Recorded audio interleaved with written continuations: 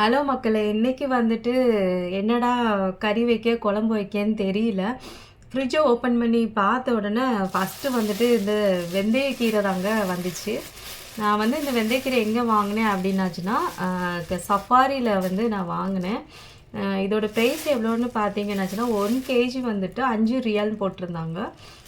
நமக்கு வந்து அவ்வளோ தேவை கிடையாது. நமக்கு தேவைக்கு மாரி நான் வந்து வாங்கினேன். எவ்வளோ வாங்கினேன்னா 285 கிராம் வாங்கினேன். அப்போ வந்து அது வந்து 1.43 வந்து ரியால் போட்டிருக்காங்க. 1.43 ரியால் அப்படின்னாச்சுன்னா இந்தியன் மணிக்கு ஒரு ஒரு ரூ. 30 ரூ. 35 இருக்குங்க. வெளியே வேற செம குளிர். சரி, நான் நாளைக்கு வேற டியூட்டிக்கு வேற போகணும். ஸோ இப்போமே வச்சிடலாம் அப்படிங்கிற மாதிரி முடிவெடுத்துட்டேன். உங்கள் வீட்டில் எப்படி வைப்பீங்கன்னு தெரியல. நமக்கு டைம் கிடைக்கும் போது தான் வைக்க முடியும். நமக்கு வந்து வெந்தயக்கீரை வந்துட்டு நல்லா ஃப்ரெஷ்ஷாகவே வந்து கிடைக்குங்க. ஓகேங்க. ஃபஸ்ட்டு வந்து இந்த வெந்தயக்கீரையில் வந்துட்டு என்னென்ன நன்மைகள் இருக்குது அப்படின்னு சொல்லிட்டு பார்க்கலாம். இந்த வெந்தயக்கீரை சாப்பிட்றதுனால நமக்கு வந்துட்டு நிறைய நோய்கள் வந்து வராது.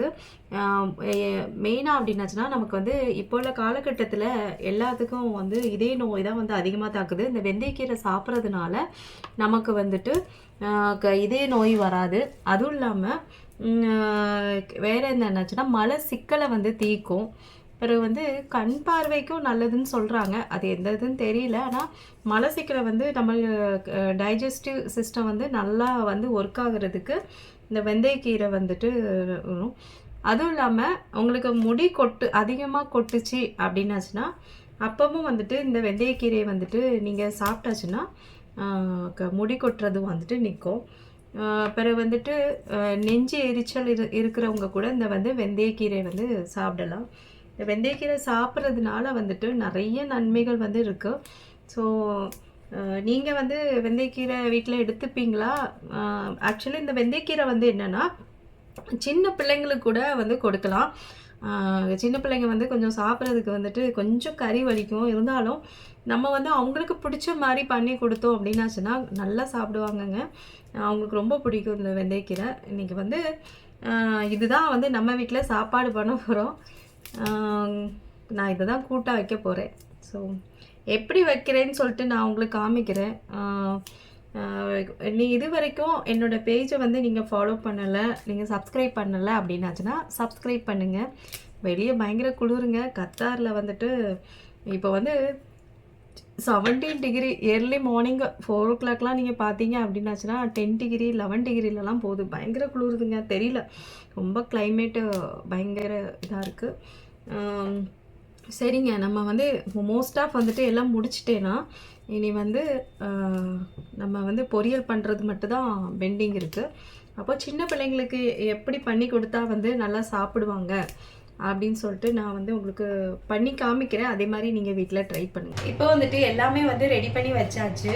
என்னெல்லாம் ரெடி பண்ணி வச்சுருக்கேன்னா வெங்காயம் வந்து சின்ன சின்னதாக வெட்டி வச்சுருக்கேன். பிறகு வந்து தக்காளி, அதுக்கு பிறகு வந்துட்டு வத்தல், அதுக்கு பிறகு என்ன மசாலா அரைச்சி வச்சுருக்கேன் அப்படின்னாச்சுன்னா தேங்காய், சின்ன சீரகம், அதுக்கு பிறகு வந்து 2 பல்லு பூண்டு போட்டு நம்ம வந்து சாம்பாருக்கு எப்படி அரைக்கணுமோ அதே மாதிரி நான் வந்து அரைச்சி வச்சுருக்கேன்.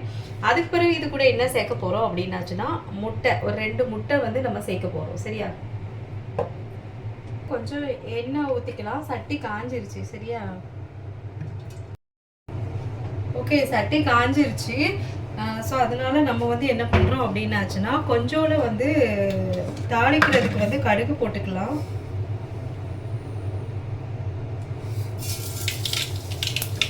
கடுகு போட்டாச்சு. இன்னும் அடுத்தது கடுகு நல்லா பொரிஞ்ச உடனே நம்ம வந்து வத்தல் வச்சுருக்கோம்ல, வத்தலை வந்து கொஞ்சம் போட்டுக்கலாம்.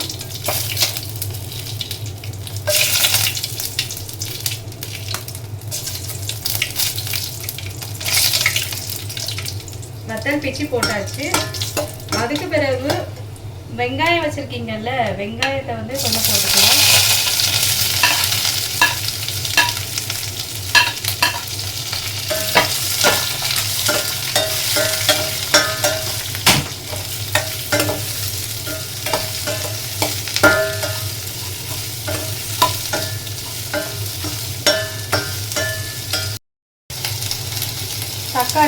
தக்காளி வச்சுருக்கோம்ல, தக்காளியை போட்டுக்கலாம்.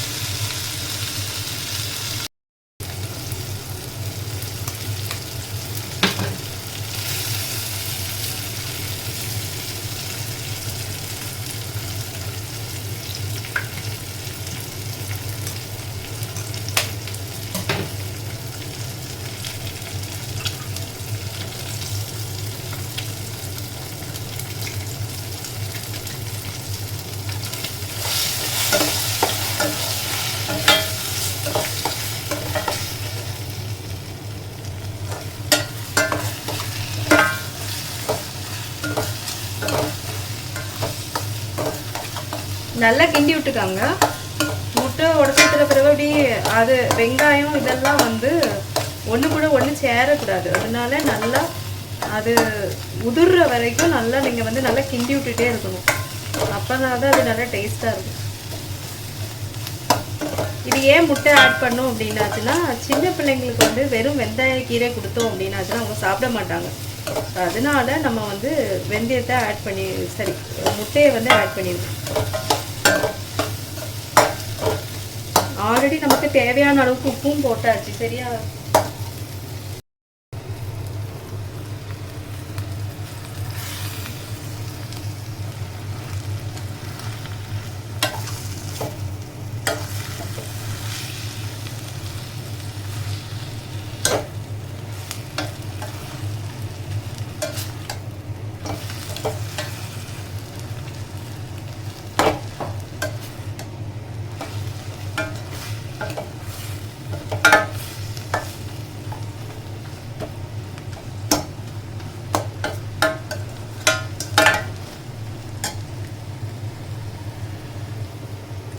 அடுப்பை வந்து நல்லா ஸ்லிம்மாக வச்சுட்டு நல்லா மெதுவாக கிண்டி விட்டிங்கனாலே வந்துட்டு கொஞ்ச நேரத்தில் வந்துடும். அதுக்கு ரொம்ப டைம்லாம் ஒன்றும் தேவைப்படாது, கொஞ்சம் டைம்லேயே வந்துடும். சரியா? ஓகே, ஃபைனலி வந்து இதே மாதிரி ஆயிருங்க. நல்லா சுருங்கி அழகாக ஆயிரும். இது வந்து பார்க்குறதுக்கு நல்லா இருக்குது. இப்போ சாப்பிடணும் போல் தோணுது. சரிங்க, இப்போ வந்து எல்லாம் பண்ணியாச்சு. இப்போ வந்து ரிமைனிங் இருக்கிறது வந்துட்டு மசாலா தான். அந்த நம்ம தேங்காய், சின்ன சீரகம், அதுக்கு பிறகு 2 பூண்டு வச்சுருந்தோம்ல, அதை வந்து உள்ளே தட்டியாச்சு. பிறகு அதுக்கு வந்து நல்லா கிளறி விட்டுக்கோங்க. ஆக்சுவலி 2 கிலோ வந்து ஆயிரம்போது நிறைய இருக்கிற மாதிரி தெரியும், ஆனால் வந்து சட்டியில் கடைசியில் கம்மியாக தான் இருக்கும். இப்படி வந்து நல்லா கிண்டி விட்டுக்கணும். அந்த மசாலாவோட அந்த தேங்காய் பூண்டோட வாசம் ஓகே, ஃபைனலி வந்து பண்ணி முடிச்சாச்சு. பார்க்க வந்துட்டு எவ்வளோ அழகாக இருக்குது பாருங்களேன். சின்ன பிள்ளைங்க கூட அழகாக விரும்பி சாப்பிடுவாங்க. ஏன்னா இதில் வந்து முட்டை ஆட் பண்ணியிருக்கோம். அதனால் நல்லாயிருக்கும், ரொம்ப செம டேஸ்ட்டாக இருக்கும். சூட்டோட சோறு வச்சு சாப்பிட்டிங்கன்னா செம்மையாக இருக்கும். நீங்கள் உங்கள் வீட்டில் வந்து இதே மாதிரி ட்ரை பண்ணி பாருங்கள். எப்படி இருக்குன்னு சொல்லிட்டு எனக்கு கமெண்ட் பண்ணுங்கள். இனி அடுத்த வீடியோவில் வந்து நம்ம பார்க்கலாம். இது வரைக்கும் என்னோடய பேஜை ஃபாலோ பண்ணலன்னா லைக் அண்ட் சப்ஸ்கிரைப் பண்ணுங்கள். நீ அடுத்த வீடியோவில் பார்க்கலாம். டாடா, பாய் பாய்.